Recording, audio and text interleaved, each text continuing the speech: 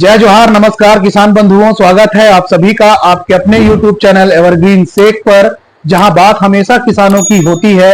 और मैं काफी दिनों से वीडियो नहीं बना रहा था, उसके लिए क्षमा चाहूंगा।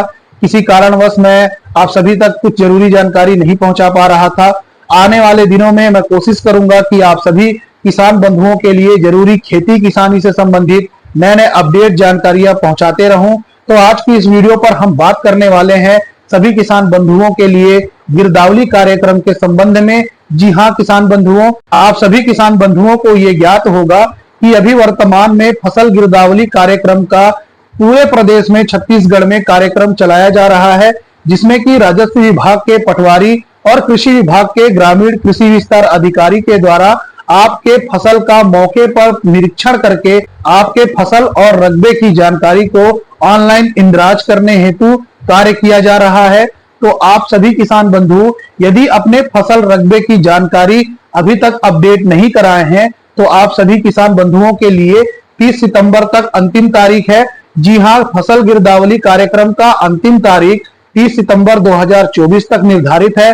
तो जो भी किसान बंधु अपने फसल रकबे की सही जानकारी पटवारियों तक, कृषि विभाग के ग्रामीण कृषि विस्तार अधिकारी तक नहीं पहुंचाए हैं, तो आप सभी किसान बंधु जल्द से जल्द अपने फसल रकबे की सही जानकारी फसल गिरदावली कार्यक्रम में जरूर एंट्री कराएं, जरूर दर्ज कराएं। ये इसलिए जरूरी है क्योंकि आने वाले दिनों में जब आपके धान का पंजीयन होगा, तो उस समय आपके फसल के खसरे और रकबे की पूरी जानकारी एंट्री किया जाता है, जो कि एकीकृत किसान पोर्टल में लिंक होता है। और वही आपका धान पंजीयन के समय उस डाटा को जो भुइयां में पटवारी के द्वारा एंट्री किया जाता है, उसे वो डायरेक्ट एकीकृत किसान पोर्टल से कैरी फॉरवर्ड या कॉपी कर लिया जाता है। तो आपके द्वारा बताए गए फसल रकबे की जानकारी एकीकृत किसान पोर्टल में भी उसी तरह अपडेट होगा जिस तरह से गिरदावली में एंट्री हुआ है।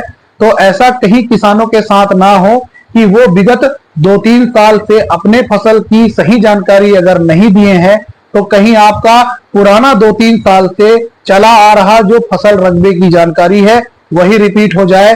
मान लीजिए कि कोई किसान बंधु हैं जो इस साल 5 एकड़ में धान की खेती किए हैं, और वहीं 2 से 3 साल पहले यदि उनके रिकॉर्ड में लगभग 3 एकड़ का धान का रकबा दिख रहा है, तो आप अगर गिरदावली में उसे अपडेट नहीं कराते हैं, तो हो सकता है कि वो पुराना 3 साल का रिकॉर्ड आज भी शो होता हो या वही जानकारी एकीकृत किसान पोर्टल तक पहुंच रहा हो। तो इससे आपको धान के पंजीयन में और आने वाले समय में जब धान आप बेचेंगे, तो उस समय ये समस्या आपको नहीं होगी।